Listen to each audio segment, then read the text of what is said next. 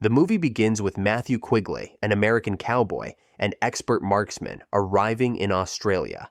He witnesses a group of men forcing a woman, known as Crazy Cora, into a wagon and steps in to stop them. When they try to attack him, Quigley quickly defeats them. Cora attempts to help, but only disrupts the fight, repeatedly calling him Roy, which irritates him. Quigley then introduces himself, and the men realize he's the man their employer, Elliott Marston, had sent them to collect. Quigley is taken to Marston's ranch, located in the remote outback of Western Australia. Along the way, they encounter British soldiers on horseback, led by Major Ashley-Pitt, who are transporting the body of a suspected cattle thief. Pitt warns Quigley to avoid causing trouble. Cora continues calling him Roy, which he finds increasingly annoying. At Marston's station, Quigley is greeted by Marston himself. Quigley had responded to an ad seeking a sharpshooter with the words, M. Quigley, 900 yards. Marston pays him $50 in gold just for showing up and then requests a shooting demonstration. Quigley explains that he uses a custom 1874 Sharps buffalo rifle with a 34-inch barrel, 4 inches longer than standard. It's been modified to fire a .45 caliber, 110-grain cartridge with a 540-grain paper-patched bullet. The rifle features a double-set trigger and a vernier sight calibrated up to 1,200 yards, though Quigley notes it can shoot even farther. Marston's men scoff, doubting anyone can shoot accurately at that range. Quigley then proves them wrong by checking the wind and hitting a distant bucket 3 times in quick succession, around 1,200 yards away, leaving Marston and his men stunned. As night falls, Marston invites Quigley to a private dinner, sparking jealousy among his men, who resent the newcomer receiving such special treatment. Marston, a refined yet obsessed admirer of American Old West legends, idolizes gunslingers and fancies himself a fast draw with a pistol. He's thrilled to learn that Quigley has actually been to Dodge City. When Marston offers him a revolver, Quigley casually replies, "I've never had much use for one." During dinner, Marston shares that his parents were killed by Aborigines, and now he claims the natives are slaughtering livestock. He explains that the government's policy, called pacification by force, permits using violence to eliminate them. Marston wants to hire Quigley for this purpose, relying on his sharpshooting skills. Disgusted by the proposal, Quigley refuses, making it clear he wants no part in killing indigenous people. Tension escalates and a confrontation breaks out. Quigley throws Marston through a glass door. Marston tries to re-enter but is tossed out again. Though his men rush to intervene, they hesitate once they realize Quigley is waiting inside, armed with his powerful rifle. When they surround the house and attempt to sneak in through the back, Marston's Aboriginal servant knocks Quigley unconscious. The men then rush in, drag him outside, and brutally beat him. Cora tries to intervene, but is struck down as well. 2 of Marston's men drive the battered Quigley and Cora deep into the Australian outback and abandon them without food or water, intending them to die. As they turn to leave, Quigley taunts them, saying, "You forgot the $50 gold." One man tries to search Quigley's pocket for the coin, but Quigley kills him with a hidden knife. The other panics and flees on the wagon, but Quigley retrieves his rifle and takes him down with a long-distance shot. Quigley and Cora trek across the harsh desert until Cora collapses from exhaustion. Quigley carries her for a while, but eventually collapses himself. They're discovered by a group of Aboriginal people, who give them water and tend to Quigley's injuries. When they regain consciousness, Quigley is surprised that the Aborigines allowed him to keep his rifle, considering that most white men with guns are out to kill them. As they recover, the Aborigines teach Quigley and Cora survival skills, like finding water and throwing spears. In return, Quigley shows them how to throw a rope. One night, Cora opens up about her past.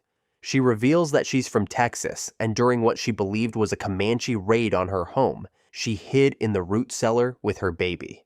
In an attempt to silence the crying infant, she covered his mouth and accidentally suffocated him. It later turned out the Comanche were merely drunk and not raiding her home. When her husband Roy returned and discovered their dead son, he buried the child, drove Cora to Galveston, and put her on the first departing ship, one that happened to be headed for Australia. The following morning, they witness Marston's men attacking the same Aborigines who saved them. Quigley takes out 3 attackers with precise long-range shots, while the Aborigines manage to kill one with a spear. The last attacker flees, and Quigley is only able to recover 1 horse. The next day, they come across 6 of Marston's men herding a group of Aborigines off a cliff. Quigley kills 2 more of the men, causing the rest to flee. He approaches a dying man and demands the direction to the nearest town, then leaves him a pistol with a single bullet so he can end his suffering. While searching the area, Cora finds a surviving baby among the dead. As she begins to care for the orphan, she slowly starts to see Quigley for who he truly is and stops calling him Roy.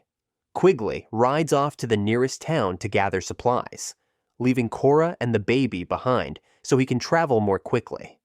Later, back in the desert, a pack of wild dingoes surrounds Cora and the crying infant. For a moment, she instinctively tries to silence the child, just as she had with her own son. But instead, she grabs the weapons Quigley left her and fights off the dingoes, killing several of them. In town, Quigley obtains a new reloader from a local man, who eagerly offers help upon learning Quigley plans to go after Marston. The townspeople admire him for aiding the Aborigines, who have come to call him the Spirit Warrior. As Quigley prepares to leave town, Marston's men recognize his horse and launch an ambush.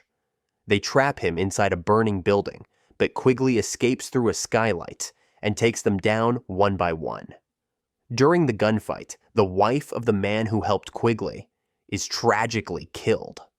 Quigley knocks the last attacker off his horse, spares his life, and sends him back to Marston with a warning. Quigley is coming for him. Quigley returns with Cora and the infant to the town, where Cora entrusts the baby to local Aborigines. He leaves Cora in the care of the townspeople and heads out alone to confront Marston. Arriving at the ranch, Quigley takes out Marston's men from a distance using traps and precision shooting. As Marston's forces dwindle, the last 2 men manage to flank Quigley, shoot him in the leg, and capture him. Brought before Marston, the arrogant rancher, still romanticizing the Wild West, demands a classic quick-draw showdown. He gives Quigley a revolver, planning to duel with 2 backup gunmen positioned behind him. But when the moment comes, Quigley draws faster, killing all 3 men before any can fire a shot. As Marston lies dying, Quigley remarks, "Just because I said I never had much use for one doesn't mean I don't know how to use it." Afterward, Marston's old Aboriginal servant returns Quigley's rifle. With their oppressor dead, the servants abandon the ranch and walk off into the open outback, free at last. As the bodies of Marston and his men lie scattered on the ground, British Major Ashley-Pitt and his soldiers arrive at the ranch. They confront Quigley, who is wounded and bleeding from a shot to the thigh. The Major, prepared to execute Quigley for his actions, is suddenly halted when hundreds of Aborigines appear on the surrounding ridges, silently encircling the troops. Faced with overwhelming numbers, the Major and his men lower their weapons and quietly withdraw without a fight. Later, Quigley returns to the same port city where his journey began. There, he reunites with Cora, now wearing the red dress he had once bought for her. They secure passage back to America. She greets him by his real name, no longer calling him Roy, and the film ends as they embrace and share a kiss. If you enjoyed this video, don't be shy to hit the like button, and if you disliked it, hit the dislike button twice, just to be sure. It would be best if you watched the whole movie. Thank you very much for watching. Please subscribe for more videos like this.